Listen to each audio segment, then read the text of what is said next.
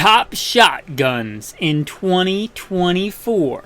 That's what we're going to talk about today on Gunfighter Life. So saddle up for this episode where we talk about guns, gunfighting, tactics, the right way, with Almighty God at the center, Judeo-Christian values, and real-world first-hand experience. I'm not going to put in a full-length bio for today's episode, but real quick, first and foremost, a Christian, Marine Corps combat veteran, urban warfare instructor for the Marine Corps, also law enforcement, LAPD, regular specialized assignments, private contractor for private contractor, let's leave it at that. State rifle and pistol champion a few times over. Professional big game hunter and guide. Let's get into today's episode. Top shotguns of 2024.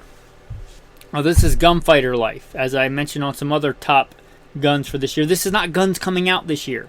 If it's a gun coming out this year, you should stay away from it. Unless you just like experimenting and throwing your money at new guns to play with them at the range. If it's a gunfighting gun, or even a gun for survival to put meat on the table, why would you trust your life to something unproven? Why would you do that? The best manufacturers of guns in the world, oftentimes when they come out with the new gun models, have issues, whether it's SIG or Glock or Beretta or Smith & Wesson, any of them, when they introduce a new model, they can have issues. You don't want to be a beta tester in a gunfight. None of these are going to be brand new shotguns for 2024, because if it was, I wouldn't recommend it, because it's not proven. Also, a couple of caveats, they have to be practical shotguns. I would consider practical like being used for defense or being used for hunting / survival. I'm not going to recommend a bullpup shotgun because I think they're about as practical as a football bat.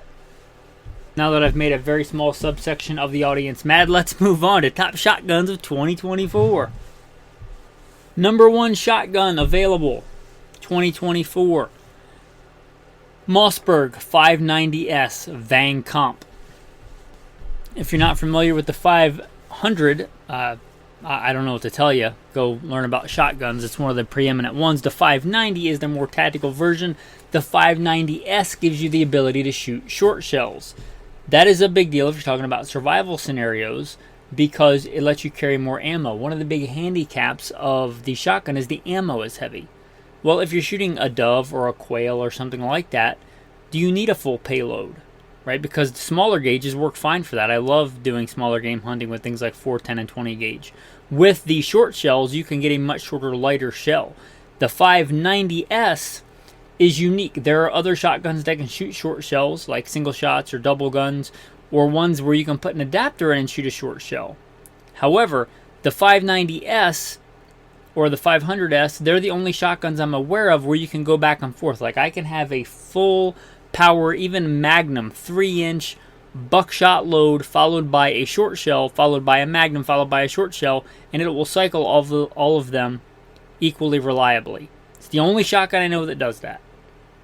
For that alone, it gets the top seat.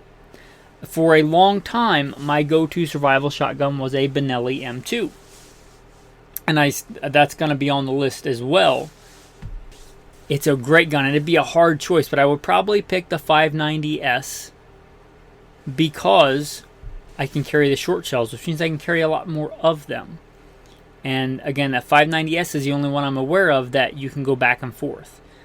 So the Mossberg 590S, I specify the Van Kamp. The Van Kamp has a couple of things going for it. It's backboard, it's ported, which is not a gimmick. I think it really does make a difference. If you want a better patterning gun, especially with buckshot, and you want the porting, which again really does make a difference, I think, for recoil, and 12 gauge recoil, especially with buckshot loads and slugs, can be formidable. So the Van Kamp is going to be the number one. You can order them from Van Kamp if they're in stock. Anyway, there's a lot going for that shotgun. That is my current truck gun, rides behind the seat of the truck. It is, if I had to grab one gun for the apocalypse, peanut butter and chocolate hitting the fan, no other caveats like I'm peeing in the radiator, it's a Red Dawn scenario, or it's World War III, just no other caveats. It'd be the 590S. It can shoot all manner of 12 gauge shells except for the 3.5 inches, which are pretty rare nowadays. Mine's got the XS rail, and mine's mounted with a red dot, which does take batteries, and I've talked about that before, but it's also a quick detach setup right now, so I can literally, if the battery dies, just twist it off and throw it away. Also, if the battery goes out immediately, I can just kind of use that big rear window with the front sight in it as a crude peep sight, and then as soon as that engagement is over, I can just throw the sight away, which I have no problem doing because the backup sight is a really good peep sight. Anyway, for the patrons, I've done a whole thing on that shotgun loadout and the stuff that goes with it, and the scabbard and the shell selection and the grab and go kit for that shotgun. But that's going to be my number one choice for the flexibility of it. Also, obviously, if I recommend the 590, if you want a more all-around shotgun, the 500. If you do want one that'll shoot the 3.5-inch shells because you do a lot of waterfowl hunting or turkey hunting and that's just what you want, then you might look at the 835. It's not a bad choice. They also do make them if you want a smaller gauge. They make the 500s in 20 gauge and they make them in 410, which is pretty cool. So you might want to look at those if you want, again, an all-around shotgun.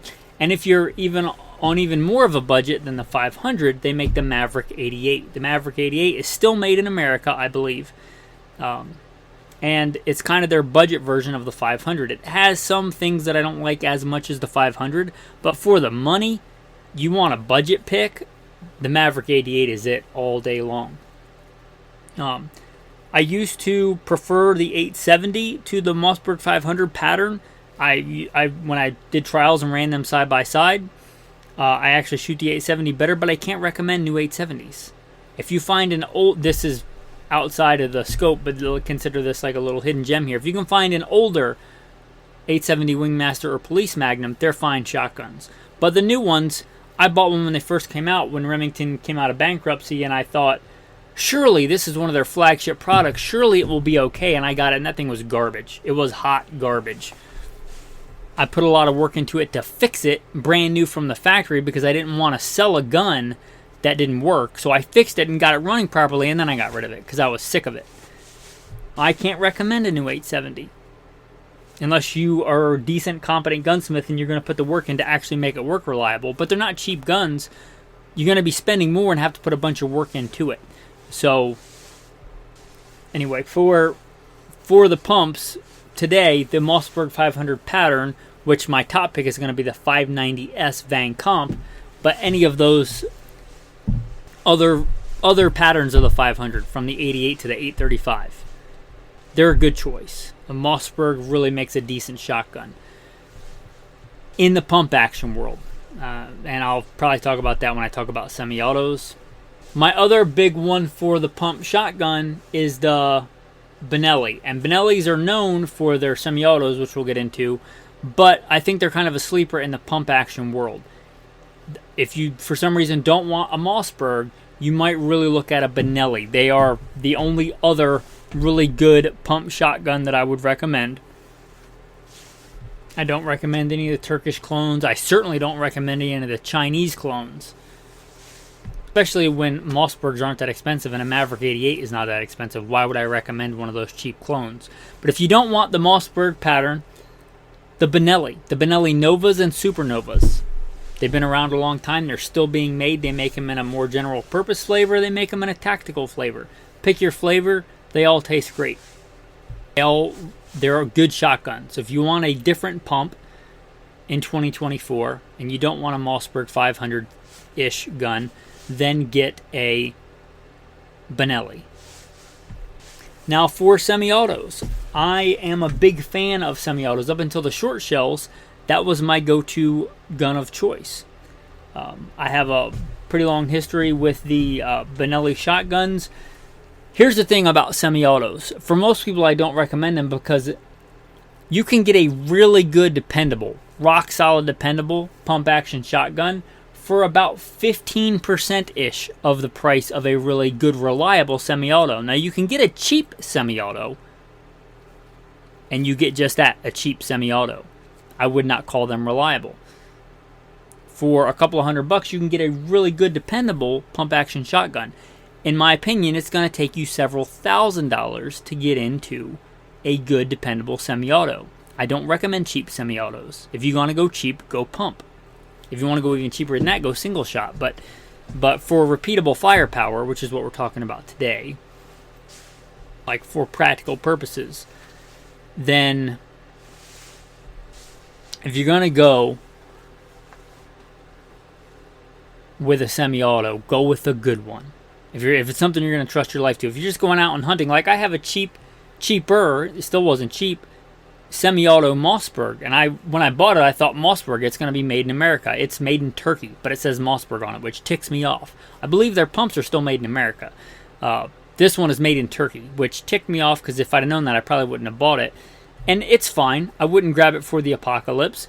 It's a smaller gauge, and I use it for upland bird hunting. If I get a malfunction hunting, pheasants or quail, then I don't get that quail. That's fine. I fixed the malfunction.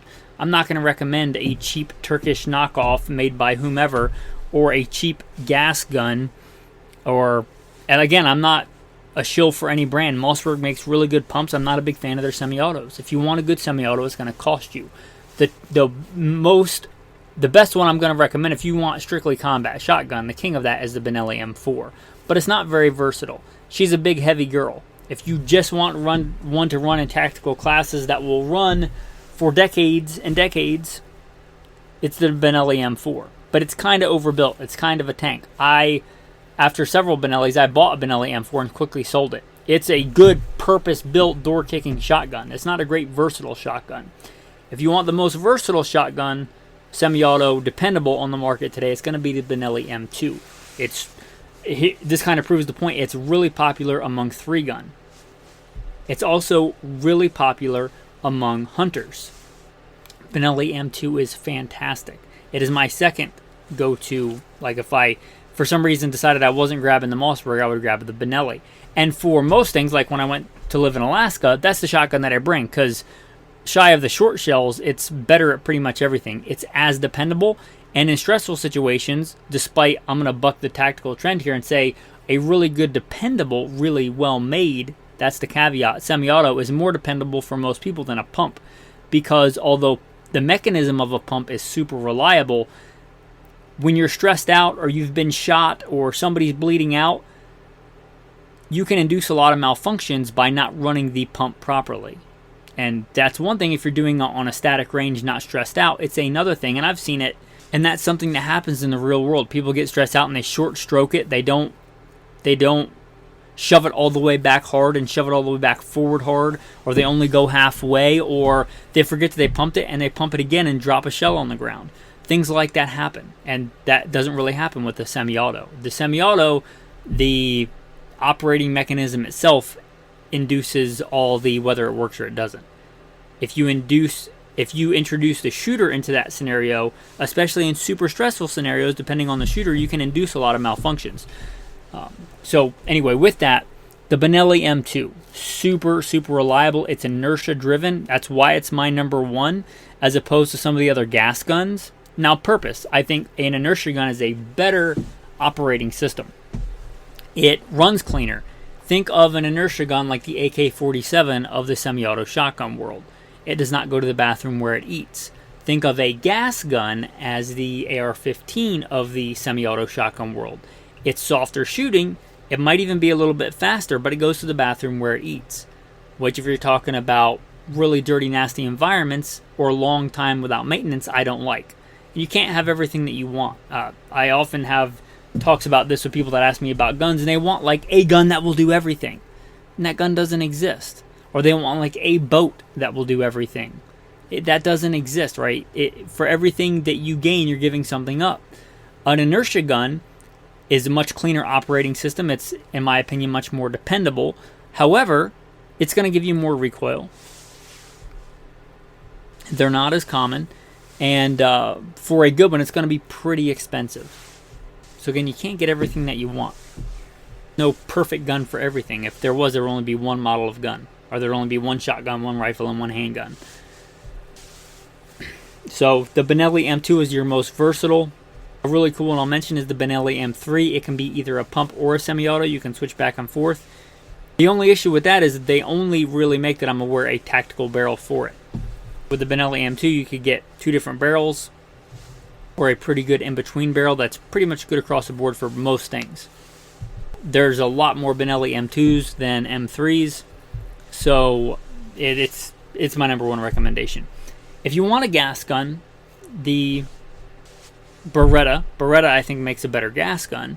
Beretta, the 1301 and the A3 400s.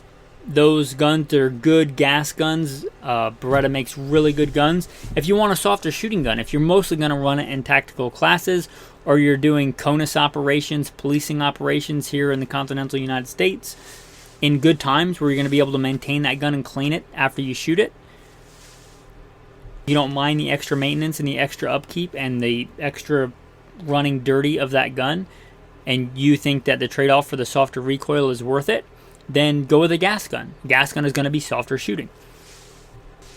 For that reason, you might want to choose the Beretta 1301. That'd be my first choice. The A3 and 400s are also good, depending on your use. Those are really good guns. And they're really the only semi-autos, the Benelli's and inertia gun, and the Berettas and the gas guns that I'm going to recommend. Again, I don't recommend cheap semi-autos. Again, if it's just for a squirrel gun or or a quail gun and you want to go cheaper, then go for it. If it malfunctions, it's not a big deal. You learn how to clear malfunctions on a shotgun. If it's for an important I need to eat tool, like in serious situations, like I said, if I had to grab one, I wouldn't be grabbing my cheap semi-auto. Anyway, I think I've hammered that point enough. Well, I should mention, if you're mostly into the hardcore hunting, the best semi-auto for that, if you're gearing more towards the especially heavy-duty hunting, also a really good gun made by Benelli is the Benelli Super Black Eagle, whatever iteration of that you want. But the Benelli Super Black Eagle is a phenomenal hunting shotgun. Again, if you want most versatile, also great for hunting and many other things, I think the Benelli M2. I said repeatable firepower, so I'm not going to talk about single shots. Single shots are good for what they are. They're probably one of the best utilitarian. If you just want a shotgun, it's not going to be a go-to like defensive survival gun. It's just going to be a go out and hunt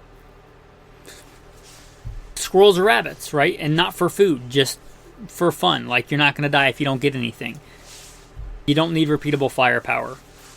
A single shot shotgun is a great value, and I think you probably should have one, if nothing else, for them to give somebody else so they have a gun if something bad happens. But we're talking about repeatable firepower. Now, you can get crazy expensive when you talk about double barrels. Double barrels come in two varieties, over and under and side by side. Over and unders are where the big money generally comes in, and I'm talking you can get with some really high-end manufacturers and spend $20, $30, $40 or more $1,000 on a good double shotgun. That's not what I'm talking about today. If you have one, that's fantastic.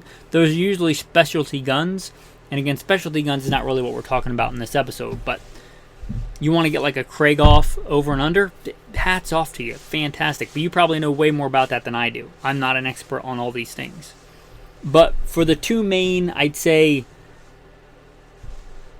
go-to, still really good, still not cheap, but really good over and unders, you're looking at the Browning Centauri or the Beretta Silver Pigeon. Beretta Silver Pigeons I like a little bit better. They're a little bit lighter, especially if you're talking about field and hunting use. Browning Centauris tend to be a little bit heavier, built like a tank. Still very beautiful guns. Probably better if you're standing in one place, like clay shooting, sport shooting. And most of that comes down to which one fits you better, because the shotgun that points better for you is going to be better. But for the king of those, in the common man's price range, the Browning Centauri or the Beretta Silver Pigeons or any of the modern Beretta over and unders are fantastic guns. Much like I talked about with the semi-autos, double guns, side-by-sides, and over and unders, they may look simple on the outside, but if you take one apart, I'd recommend against it unless you have to, but if you take one apart and set it side-by-side like a disassembled pump shotgun, they're way more complicated than a pump shotgun or even a semi-auto. So they need to be made well. I would not recommend a cheap side-by-side, again, unless it's just for fun. You just want to play with a coach gun. But if you think you're getting a cheap knockoff Turkish or Chinese double gun that's the equivalent of a really good, well-made Browning or Beretta. It's not. And I'm not trying to be a gun snob. I just want to be realistic with you. I don't want to pee on you and tell you that it's raining. I'm not going to have some cheap garbage sponsor and tell you that this gun is awesome because I shot it 20 times and it worked. If you want a really good, dependable semi-auto or a really good, dependable double gun, get a good one. If you want to go cheaper, go with a pump. Pumps are very simple and they can be made very affordably and work really well. And I'd rather have a dependable pump than an iffy side-by-side or an iffy semi-auto. That's just me. And I really do like side-by-sides, and I like hunting with side-by-sides. The one, I grew up pretty poor, but the one family heirloom that I have is my grandfather's AH Fox side-by-side. That was, it was used hard, but it still runs. I've had to manufacture my own springs for it, to kind of make my own internal parts for it. Again, they're not simple inside. I love hunting with that thing. Sadly, I'm not aware of any good, and it doesn't have to be American-made, but I prefer American-made or Italian-made or some good company-made side-by-side, and I'm not aware of any. Again, if you want just a cheap, like Rossi or other cheaper imported side-by-side just for fun, just to go out and hunt with it, that's fine, but I wouldn't grab it in an emergency. That's just me. I'm not aware of any good side-by-sides, and that kind of stinks. I don't want to go out like that on a negative note. So I will say that there are some really good shotgun shells on the market. You might think that shotgun shells are stagnant. The 12 gauge, the 20 gauge have been around for so long, but they're not. There's actually quite a bit of innovation that has come into the shotgun shell world. I talked about the short shells. The short shells come in a birdshot variety, which I think is the most practical. Because again, if you want an all-around shotgun and you want to carry a bunch of ammo, how much killing does a dove or a quail need? In fact, it might do you better to put less pellets in that bird as long as you kill it, because that's less lead that you have to get around when you're eating it. Those short shells are really cool, but they also make them for defensive use. They make them in number 4 buck. I think both Aguila and Federal make them. Aguila makes like a combination buckshot of different sizes, and Federal, I know they make number 4. Number 4 is one of my favorite buckshot sizes. I know a lot of people clamor for the double-aught, but they do make a short shell in number 4. It's not a bad load, and in fact, it patterns quite well out of my 590S Van Comp. Also, something that is not new, but you may not be aware of them, or the flight control. And there's some guy designed this wad, and the idea of the flight control wad, it's flight control by Federal, and it's Versatite wad by Hornady. I think they're both the same wad, patented by the same guy from what I understand, but both manufacturers licensed this technology.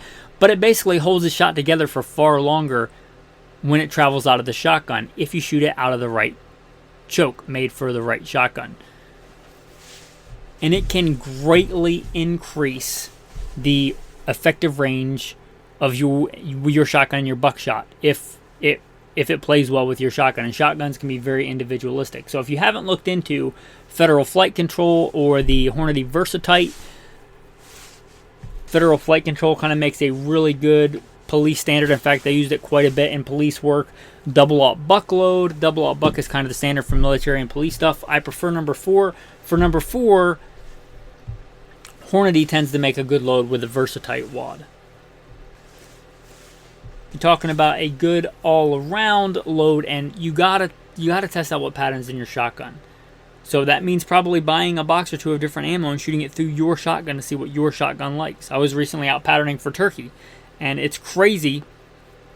I could have 2 turkey loads, number 5. Basically, on the outside, they look very similar, but different manufacturers. Not that one's better or worse manufacturer than the other, but one of my, let's say I was patterning at 33 yards, and I had a target about the size of a turkey head neck. One load, full power, number 5 shot, would put 5-6 pellets on target. The other one would put 1 pellet on target, same distance. That just goes to show you gotta pattern your shotgun. But if you want a place to start, if you're talking about a really good all-around small game load, really small, not like quail and dove, that's a different thing, but like rabbit, squirrel, pheasant, grouse.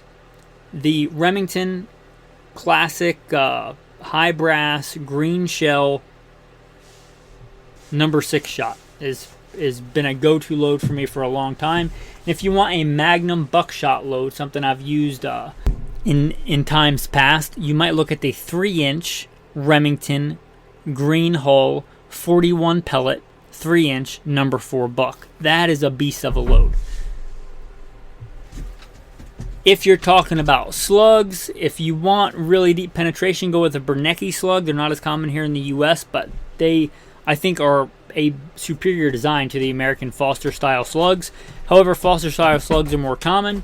If you want a good recommendation for those, if you can get the Federal True Ball rifled slugs, and I don't think that's a gimmick. They have been outstandingly accurate out of some of my shotguns, again, if my shotgun likes them. But they have basically a polymer ball in the back of the hollow Foster slug, which is supposed to center it as it's traveling down the bore. And again, I don't think it's a gimmick. I think it works quite well. So if you're looking for a good load, and you might be surprised at how accurate just a smooth bore shotgun with a slug that it likes can be, you might start with the Federal True Ball rifled slugs. Anyway, some really good shotguns, some really good shotgun loads. The most versatile small arm that you can have a shotgun. Anyway, with that, I hope you enjoyed this episode of Gunfighter Life. If you did, if you appreciated the honest opinion, and you might disagree, but hopefully you know I'm not recommending something because somebody bought and paid for it and told me to recommend it, and I'm sending me stuff for free. If you appreciate that, because that seems to be hard to find sometimes, consider supporting the show, because it's viewer supported. People, listeners like you, step up and support. And on that note, a special thanks to all the patrons. I really appreciate all that you do. Consider becoming a patron yourself, mostly to support the show, but also patrons get a lot of specialty insider-only content. A lot of insider-only Patreon shows that never see the light of day, and you're just not going to get them unless you become a patron. So if you're cool enough, if you're man enough, consider becoming a patron. Should be a Patreon link in the show notes. With that, your tactical tip of the day. How to run shotgun shells. Your tactical tip of the day. Here's how I do it. Not that it's the only way to do it, but if it's an emergency like, oh crap, I need to reload my shotgun right now, then I like to carry those on the buttstock, on a buttstock shell carrier. I like to run buckshot with the rim up, and I like to run slugs with the rim down so I can tactily feel daylight, nighttime, without looking, without taking my eyes off the target, and grab the appropriate shell and put it in the shotgun. You got to practice that, but that's for shells that I might need right now, or for a switch shell. Meaning, like, if you practice and you're like, oh, I've got buckshot in here, but I want a slug, you can switch those out pretty quick like that. For other shells that I have a little bit longer to get to, like, it's probably not an emergency and I need number 6 shot. Before that, I like an old school haversack. I have one that's felt, so it's very quiet when I'm out in the field hunting. And I might tailor it to that day. I'll generally keep several different kinds of ammo in it, but if I'm going out for one or two things, I'll put those shells in there. That's one of the great things about the shotgun. They're very versatile. So I'm going out hunting pheasants, but I might see some much smaller quail. I might put in some number 7.5 shot and some number 6 shot. You get the idea. It's that haversack that goes over one shoulder, and you can look down, and mine has a little sewn in thing on the sling so I can put like 2 shells in there. So if that's the main shell that I'm running, like number 6 shot that day, I might keep those so I can just grab 2 if I need them. If I decide, oh, you know, I just saw a quail and I haven't seen any pheasants for an hour, maybe I'm going to switch over to hunting quail if they're both legal to hunt, the time and place where you're at. Then I reach down in there. I usually just keep them in the box. Keep one type in the box and dump the other ones in so I don't have to actually sort through them. And I grab the appropriate shell, just in a haversack. If I had to grab and go like it was an emergency and I had to leave my vehicle and grab the shotgun in the haversack, it's easy to sling over my shoulder. Anyway, that's how I do it. You do it how you want to do it, but that's just your tactical tip of the day. Your tactical verse of the day. For you are a holy people to the Lord your God. The Lord your God has chosen you to be a people for himself, a special treasure above all the peoples on the face of the earth. Not only are you unique in all creation in that God made man in his own image. In the image of God, he created them. Male and female, he created them. It doesn't say that about anything else in all creation. You were made in the image of God. That is just mind-blowing in and of itself. And to think that of all the peoples, some people, hopefully you, were chosen, set apart, a special people to the Lord your God. I think a lot of times we can get, way down in life with all the silly minutia of this thing and that thing and Babylonian trinkets that we want or don't have, or relationships or politics, and we forget about the much more important things. Our most important relationship, our relationship with God. It's important to keep a right perspective in life. Anyway, with that, thanks for listening and have a blessed day.